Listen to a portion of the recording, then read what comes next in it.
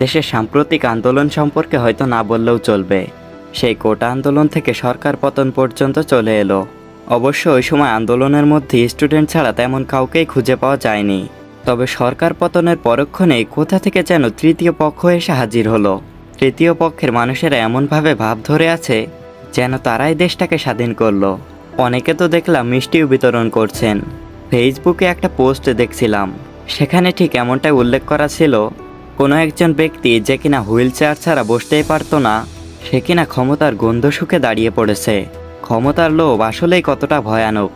বিগত 16 বছর ধরে এক স্বৈরাচার সরকার দেশটাকে চেটেপুটে খেয়ে দেশটাকে ধ্বংস করে দিয়ে গেছে। শুধু যে আওয়ামী লীগ দেশের অর্থ পাচার করেছেন তা কিন্তু নয়। 2001 সাল থেকে 2006 সাল পর্যন্ত বিএনপি শাসনামলের সময় রাষ্ট্রীয় দুর্নীতি ভয়াবহ রূপ ধারণ করে।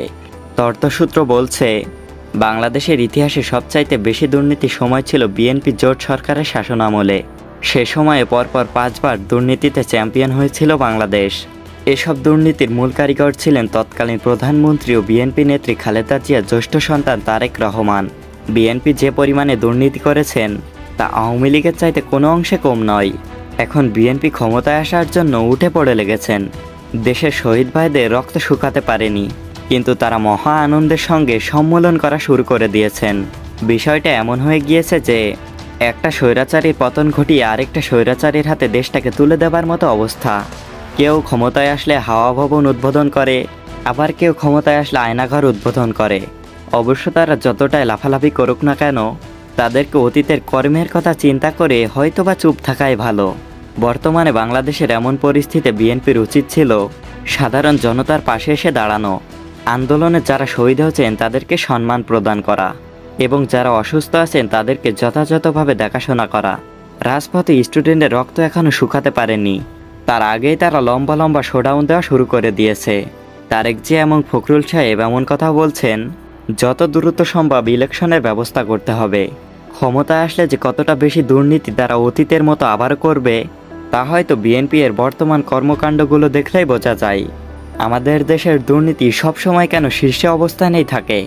দেখুন, আপনি 2 দিন আগেও যাকে আইডল হিসাবে মানতেন, তারাই কিনা ক্ষমতার লোভে জনতার খারাপ সময়ে পাশে আসেনি। তারা জনতার পাশে আসে কখন জানেন? তারা আসেন দেশের যখন বন্যা বা দুর্যোগের দেখা দেয় তখন। তাদের মতো মির্জাফরের জন্যই আমাদের দেশের অর্থনৈতিকের এত বাজে অবস্থা। আশা করি আমরা সবাই একাত্মতা পোষণ করে কাঁধে কাঁধ মিলিয়ে সোনার দেশটাকে সোনার মতো করে সাজিয়ে তুলব।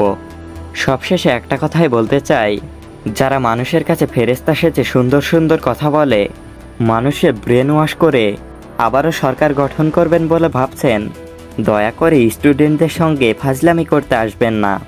যারা 16 বছরের স্বৈরাচারী পতন ঘটিয়ে অবশেষে স্বাধীনতার অর্জন করলো, তাদের মিষ্টি দয়া করে আপনারা খেতে আসবেন না। দেশের সার্বভৌমত্বের উপরে আঘাত হানার চেষ্টা করবেন না। স্টুডেন্টরা দেশকে এবং দেশের মাটির রক্ষার্থে সব কিছুই করতে পারবে। Students can do everything to save country and soil. Thank you.